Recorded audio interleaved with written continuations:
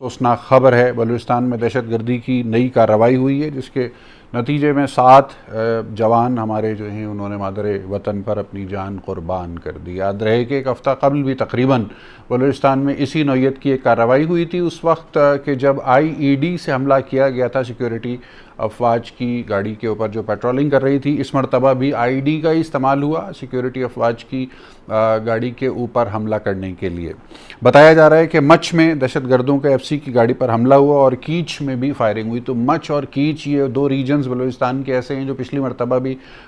حملے کی زد پر تھے اور اس مرتبہ بھی حملے کی زد پر ہیں۔ کیا ہے یہ معاملہ؟ کیوں شدت اختیار کرتا جا رہا ہے بلوچستان کے اندر اچانک سے اس قسم کی کارروائیوں کا ہونا؟ اور اس میں جو اہم ترین بات ہے وہ یہ ہے کہ بھارت کی جانب سے جو اس وقت موقف اختیار کیا جا رہا ہے کشمیر کو لے کر، پچھلے سال اگست کے مہینے سے جو وہاں لاک ڈاؤن ہے جس کے اندر اب مزید سختیاں کر دی گئی ہیں، اس لاک ڈاؤن کے ساتھ ساتھ پاکستان کو گاہے بگاہے براہ راست یا انڈائریکٹلی اپنے میڈیا کے لوگوں کے ذریعے سے دھمکیاں بھی دلوائی جا رہی ہیں اور خاص طور پر بلوچستان کے خطے کو ڈی اسٹیبلائز کرنے کے دعوے کیے جا رہے ہیں۔ بلوچستان کے سرکردہ سیاسی لوگوں سے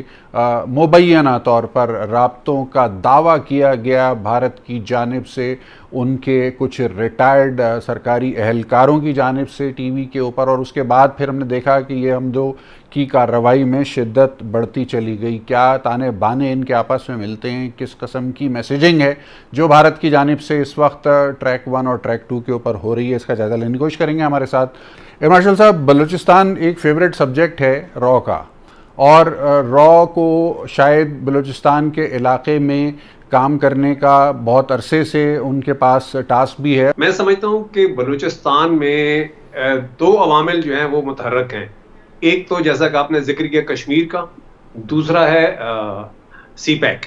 اچھا، کشمیر سے شروع کرتے ہیں، اور جیسا کہ آپ نے کہا کہ بھارتی حکومت را بالخصوص اور پھر کلبھوشن یادیو اور پھر حالیہ جو بیانات آتے رہے ان کے ریٹائرڈ آفیشلز کے بلوچستان میں کارروائیوں کے بارے میں، اس کی ابتدا ہم یوں کرتے ہیں کہ بلوچستان کی سرزمین جو ہے پچھلے 50-60 برسوں سے ایک اکھاڑا بنی رہی ہے مختلف طاقتوں کا، بیرونی طاقتوں کا، جنہوں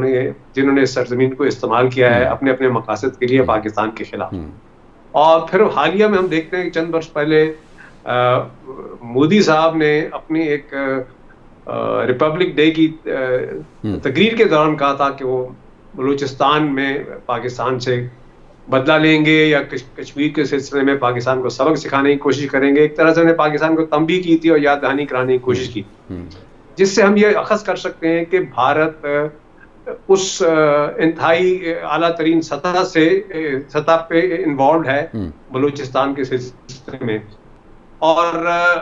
لیکن دیکھنا یہ ہے کہ فی الحال نقصان پاکستان اٹھا رہا ہے، اور بھارت اپنے بیانیے میں قائم ہے کہ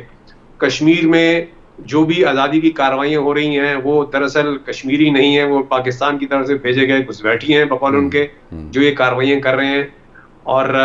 اپنے عوام کو بتانے کے لیے اور پھر دنیا کو جتانے کے لیے کہ ان کے اپنے بیانیے کے مطابق کہ یہ کارروائیاں اصل میں پاکستان کرا رہا ہے۔ اس کے 2 مقاصد یہ ہیں، ایک تو آف کورس کشمیر میں اپنا تسلط مضبوط کرنا، دوسرا پاکستان کو بدنام کرنا۔ اور اب صورتحال یہ ہے کہ ہمارے ہاں حال ہی میں یہ جو دہشت گردی کی واقعات ہوئے ہیں، یقیناً پاکستان کو نقصان پہنچا، ہماری انتہائی قیمتی جانیں قربان ہوئی ہیں، اور اس سے ظاہر ہے کہ پاکستان کے سیکورٹی فورسز کا morale پہ افیکٹ پڑے گا، پاکستان کے عوام کے morale پہ افیکٹ پڑے گا، اور بھارت کے عوام یہ ہے کہ اس بیانیوں کو تقویت ملے گی کہ پاکستان کا جو صوبہ ہے اس میں صورتحال جو ہے وہ اس قدر بے قابو ہو چکی ہے کہ حکومت پاکستان یا پاکستان کی سیکورٹی فورسز وہاں پہ امن امان قائم نہیں کر پا رہی، اور وہاں پہ جو مقامی طور پہ جو تحریکیں ہیں وہ تقویت پکڑ رہی ہیں۔ اور اس میں اب دیکھنے کی بات یہ ہے کہ اس صورتحال کو ہمیں دنیا کے سامنے بھی اجاگر کرنا ہے، یونائٹڈ نیشن کے سامنے بھی اجاگر کرنا ہے، اور اس وقت امریکہ کے سامنے بھی اجاگر کرنا ہے کہ وہ چاہے کچھ بھی ہو، بہرحال اس وقت وہ ایک سول سپر پاور ہے، اور اس کا اپنا ایک انٹرسٹ انوالوڈ ہے سی پیک کے حوالے سے کہ چین کو کسی قسم کا کوئی مزید راہداری یہاں سے نہ ملے جس کے اندر اس کی جو اکنامک اسٹرینتھ ہے وہ مزید بڑھ سکے اور وہ امریکہ کے مقابلے پہ آ سکے، اور جس سے یہ ظاہر ہوتا ہے کہ بھارت بہرحال اس خطے میں متحرک ہے، اور وہ نہیں چاہتا کہ پاکستان کو کسی قسم کا ریلیف ملے اپنے مغربی بارڈر سے، اور تاکہ وہ مصروف رہے اور اس کی توجہ مشرقی بارڈر سے ہٹ سکے اور اندرونی معاملات سے بھی وہ ہٹ سکے. اور اب میں یہ سمجھتا ہوں کہ جہاں پہ ہمیں اب مقامی طور پہ بلوچستان میں کوشش یہ کرنی ہے کہ ان کی جو نئی لیڈرشپ ہے، جو نوجوان لیڈرشپ ہے، اس کو انگیج کیا جائے سیاسی طور پہ، تاکہ ان کے اندر جو بھی احساس محرومی ہے کسی قسم کا، جس کو بنیاد بنا کے بیرونی طاقتیں وہاں پہ مزید بدامنی پھیلانے کی کوشش کرتی ہیں، وہ ختم ہو سکے. لونگو صاحب، یہ ایک اور افسوسناک واقعہ ہو گیا، 7 جوان شہید ہو گئے ہمارے. کیا صورتحال ہے؟ پچھلے ہفتے 10 روز پہلے بھی ایک واقعہ ہوا تھا، تو کیا وجہ ہے کہ یہ شورش بڑھتی ہوئی نظر آ رہی ہے؟ را اور این ڈی ایس کا جو نیکسس ہے یہ اتنا زیادہ متحرک کیوں ہو رہا ہے اس وقت بلوچستان میں؟ بات یہ کہ پاکستان کی مجموعی صورتحال جو ہے، جہاں تک اس کی سفارتکاری کا تعلق ہے، اس میں بہت بڑا مسئلہ ہمیشہ سے یہ رہا ہے کہ بین الاقوامی سطح پر جو متحرک اور فعال قسم کی امداد اپنے دوستوں کی شکل میں ملتی ہے، تو میں سلامتی کونسل کا ذکر کر رہا ہوں جی، تو وہاں پر چین کے علاوہ آپ کو کوئی دوسرا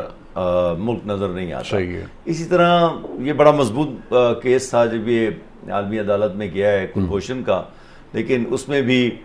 تقریباً آدھوآدھ قسم کا فیصلہ آیا ہے، پوری طرح آپ کے ہمارے حق میں نہیں آ سکا. درست کہا آپ نے. اور وہاں جو جج بھی تھے، ان کے گفتگو، ان کا مکالمہ، ان کے انداز، ساری باتیں سب دیکھ کر، اور جبکہ اتنی بڑی شہادت موجود تھی، اس کے پاسپورٹ جس طرح کے تھے، سب چیزیں تھیں، تو میں مجموعی طور پر اس ساری صورتحال کو دیکھتے ہوئے ایک تجزیہ کار کے طور پر یہ کہتا ہوں کہ پاکستان کا مسئلہ اصل میں یہ ہے کہ ہمیں اپنے معاملات کو ہندوستان کے ساتھ دامے درمے قدمے سخنے، بندوق، توپ، جنگ، محدود جنگ، تحریک آزادی کشمیر کی مدد، جس طرح بھی جس شکل میں بھی کرنا ہے ہمیں خود ہی کرنا پڑے گا. اور یہ جو واقعات جن کا ذکر ہمارے ابھی ساتھی کر رہے تھے ٹی وی پر، اور جن کی طرف آپ نے بڑے واضح طور پر اشارہ کیا، اور بڑے بڑے واقعات ہو رہے ہیں، ساتھ ساتھ افواج کے لوگ مارے جا رہے ہیں، یا ایف سی کے یا دوسرے لوگ، اور ایک ہی جگہ نہیں، تو پوری سرحد پہ ہو رہا ہے یہ. ایران افغانستان دونوں کی سرحدوں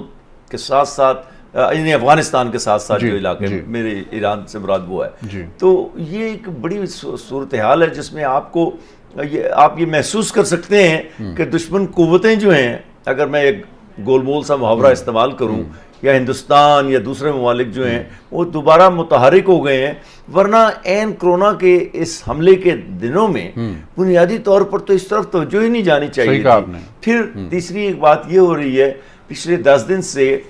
8 یا 10 مہینے کے بعد ہندوستان کا میڈیا دوبارہ پاکستان کی طرح متحرک ہوا ہے بڑی تیزی کے ساتھ. سچو بڑی بار بار روزانہ ایک دن چھوڑ کر اے بی پی ٹیلی ویژن اور آج تک اور دوسرے چینل جو ہیں انہوں نے پاکستان کو دوبارہ نشانہ بنایا ہوا ہے. یہ خاص پیغام ہے. جس طرح یونائٹڈ اسٹیٹس جب کسی جگہ کارروائی کی تیاریاں کرتا ہے تو اس سے پہلے سارے ان کا دنیا کا میڈیا جو ہے اس ملک میں جا کر بیٹھ جاتا ہے. یہی صورتحال ہے کہ ان کا اس وقت ہندوستان کا میڈیا پوری اوپینین بننا شروع ہو جاتی ہے پاکستان پر کے متعلق رائے بنانے کے لیے اس وقت وہ ہے. چاہے وہ کسی ہندو کے